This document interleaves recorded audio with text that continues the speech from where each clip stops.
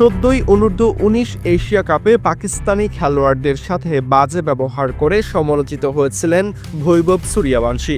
উদ্যত হয়ে পাক বোলারদের ইশারায় বলেছিলেন, তোমরা আমার নখেরও যোগ্য নও।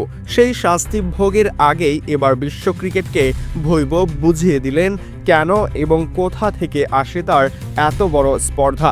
ব্যাটটাকে তলোয়ার বানিয়ে এবার নিজের দেশের বোলারদেরকেই কচুকাটা করলেন বৈভব। বিজয় হাজারে ট্রফির প্রথম দিনেই রেকর্ড পাতা উলটপালট এই 14 বছর বয়সী কিশোরের বেত্রাঘাতে। বিহারের হয়ে অরুণাচলের বিপক্ষে মাত্র 36 বলে গড়লেন সেঞ্চুরি। 59 বলে পূর্ণ করেছেন নিজের 150 রানের মাইলফলক। শেষ পর্যন্ত তার ইনিংস থেমেছে 84 বলে 190 রানে। 16টি চারের সাথে ছক্কা হাঁকিয়েছেন 15টি।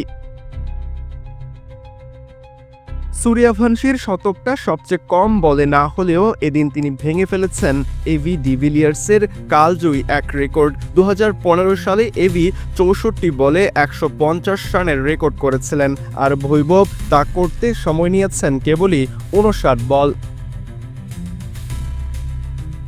অন্যদিকে তার দল বিহারও এদিন গড়ে ফেলেছে এক রেকর্ড। লিস্টে ক্রিকেটে ভারতের ইতিহাসে সর্বোচ্চ দলীয় স্কোর গড়েছে তারা।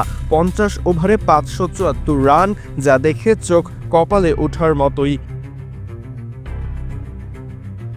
অথচ দিনটা হতে পারত বিরাট রোহিতময়, কারণ 16 বছর পর বিজয় হাজারে ট্রফিতে পুনর্জন্ম হচ্ছে বিরাটের। রোহিতও খেলছেন 7 বছর পরে, তবে ক্যামেরার লেন্স কিংবা রেকর্ড বই এখন শুধুই সূর্যবংশীর দখলে। সৌরজয়ন, ডি স্পোর্টস।